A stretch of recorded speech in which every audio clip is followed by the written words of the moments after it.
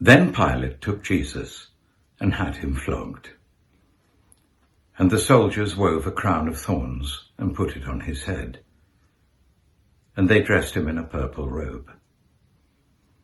They kept coming up to him, saying, "Hail, King of the Jews," and striking him on the face. Pilate went out again and said to them, "Look, I'm bringing him out to you to let you know that I find no case against him." So Jesus came out wearing the crown of thorns and the purple robe. Pilate said to them, "Here is the man." When the chief priests and the police saw him, they shouted, "Crucify him! Crucify him!" Pilate said to them, "Take him yourselves and crucify him. I find no case against him." The Jews answered him, "We have a law, and according to that law he ought to die because he has claimed to be the Son of God." Now when Pilate heard this, he was more afraid than ever.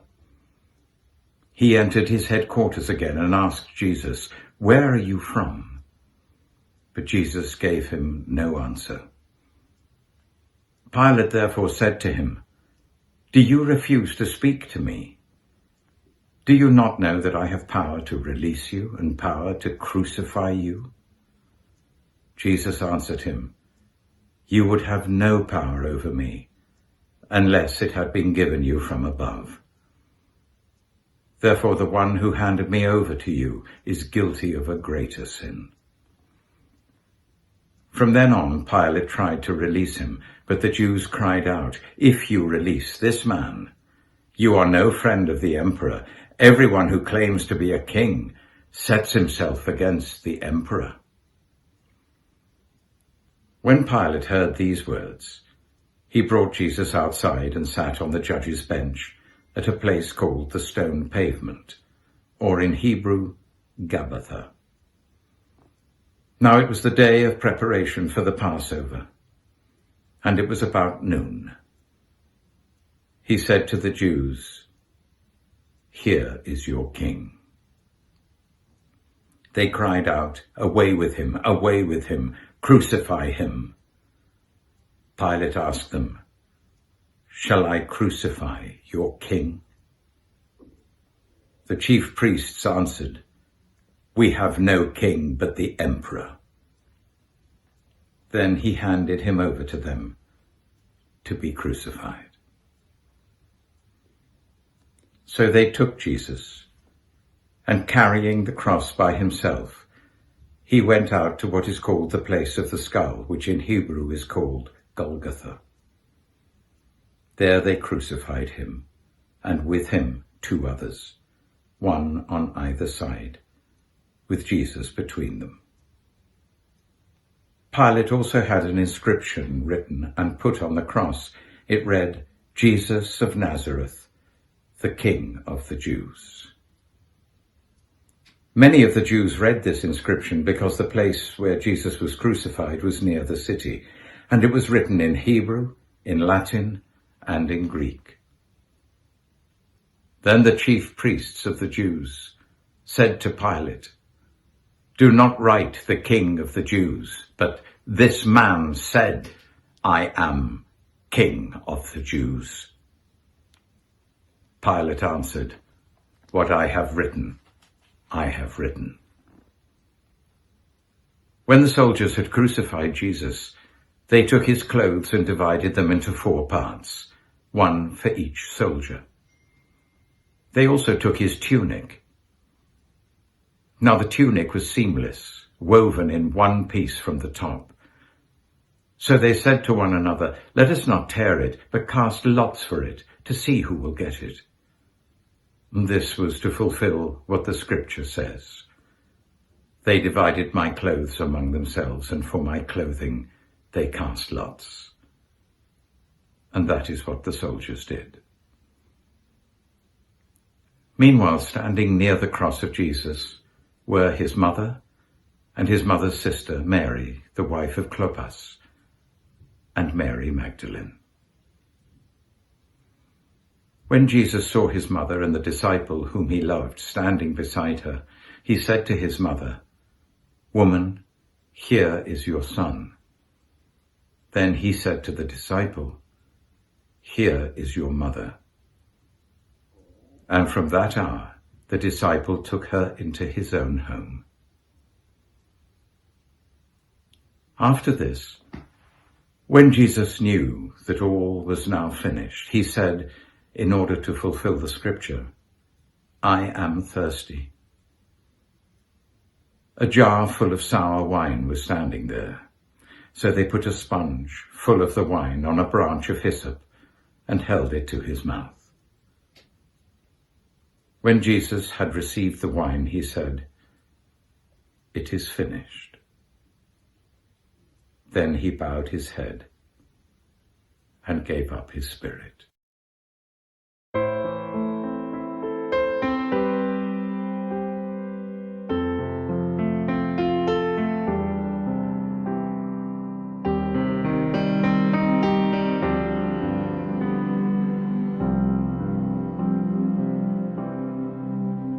Come and see, come and see, come and see the King of love. See the purple robe and crown of thorns he wears. Soldiers mock, rulers sneer, as he lifts the cruel cross. Lone and friendless now he climbs towards the hill. We worship at your feet, where wrath and mercy meet, and the guilty world is washed by love's pure stream. For us he was made sin, oh help me take it in. Deep wounds of love cry out, Father, forgive. I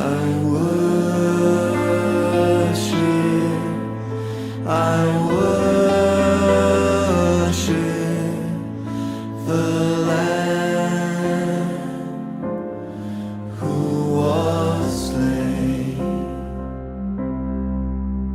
Come and weep, come and mourn, for your sin that pierced him there, so much deeper than the wounds of thorn and nail. All our pride, all our greed, all our fallenness and shame, and the Lord has laid the punishment on him.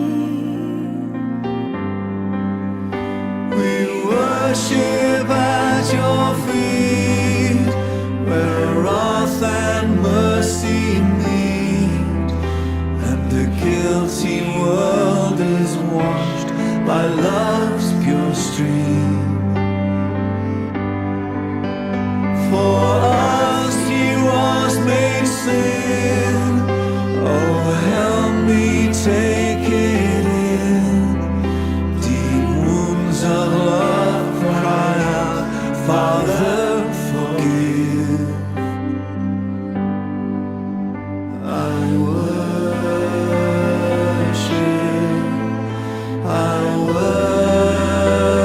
worship the Lamb who was slain. Oh, we worship at your feet, where wrath and mercy meet. You bore my sin and shame. Oh, you bore my sin and shame.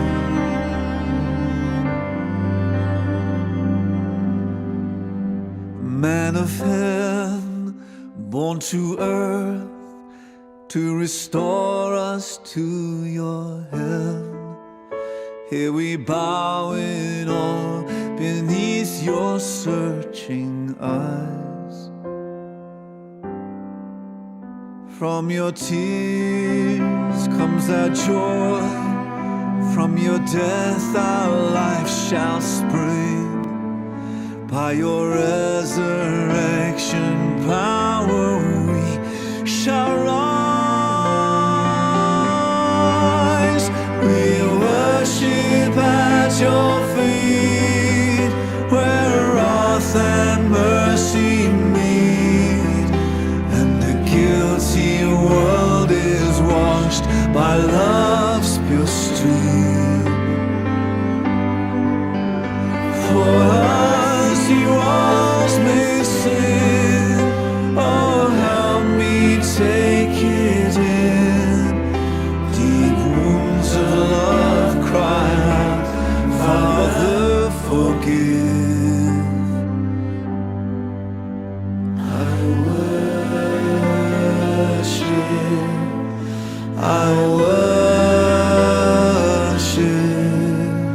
the Lamb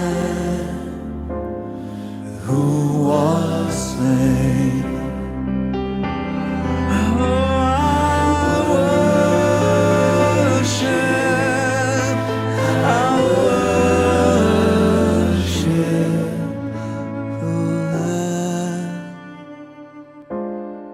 who was slain. The Lamb who was slain, wounded for me.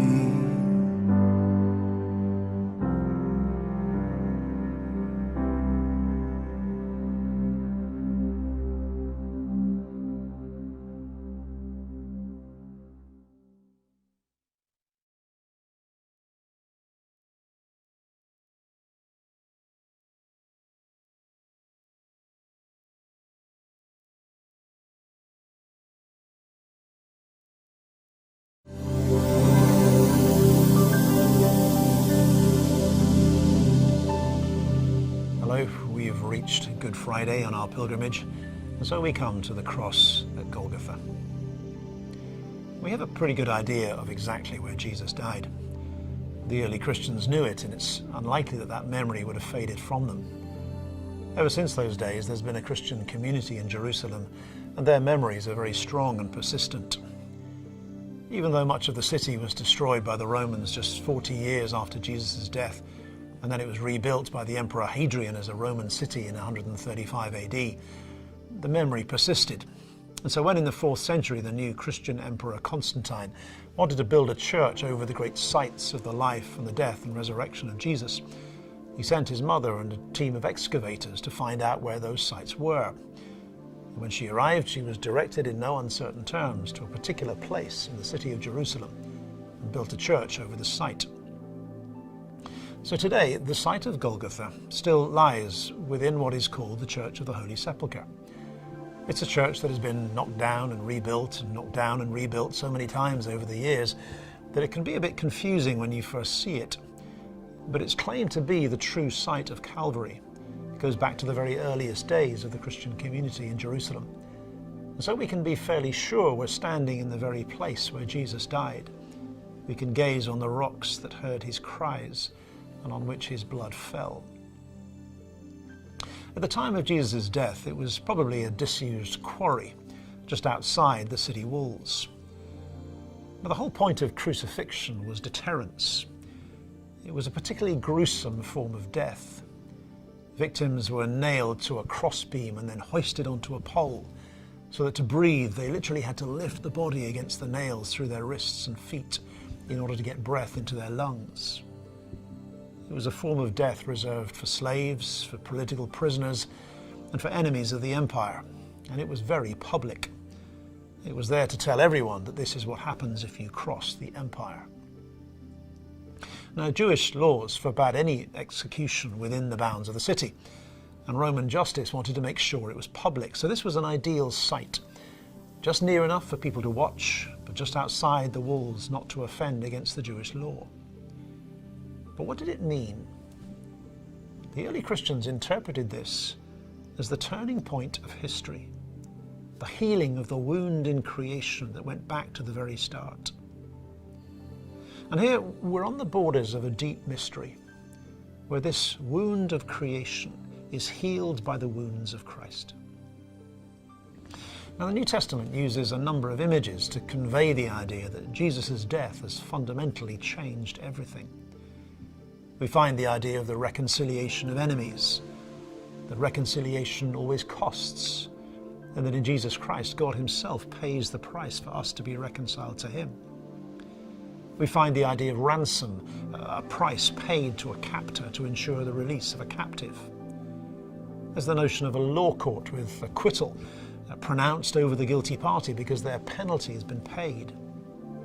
Yet all these are images, metaphors to help us understand something almost too deep for words. And maybe the heart of it is that most agonizing cry in human history, where Jesus cries out from the cross, my God, why have you abandoned me?" The worst kind of suffering is solitary suffering, where we go through our pain alone, utterly alone, with no one to listen to our cries, no one to rescue, no way out. The worst kind of suffering is where you can't even pray because it doesn't seem like there's anyone listening. Not even God seems to hear. And here we're on the verge of something deeply mysterious and beyond description.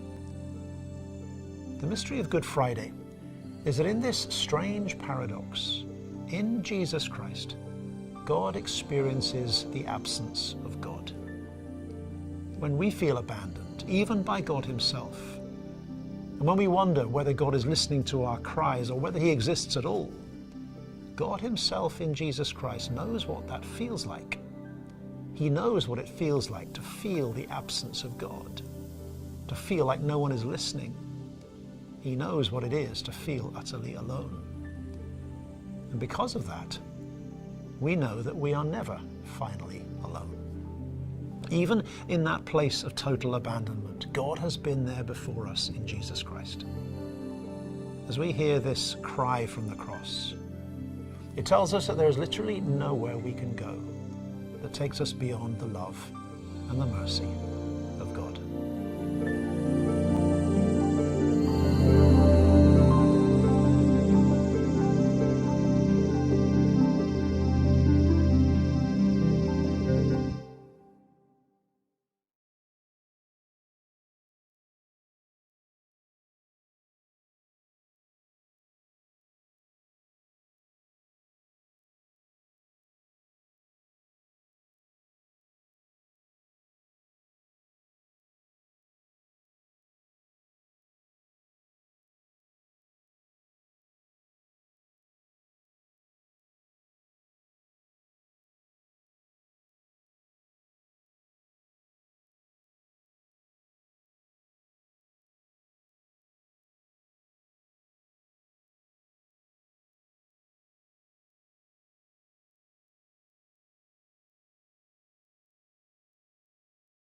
When I survey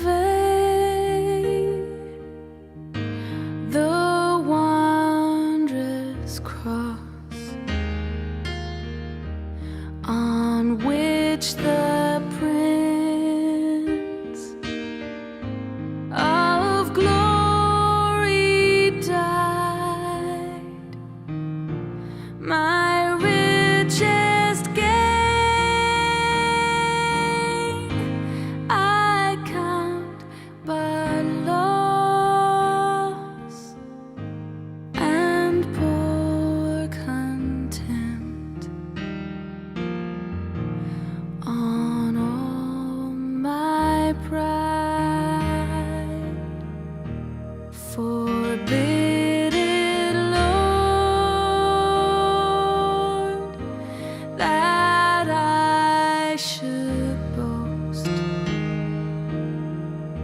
save in the death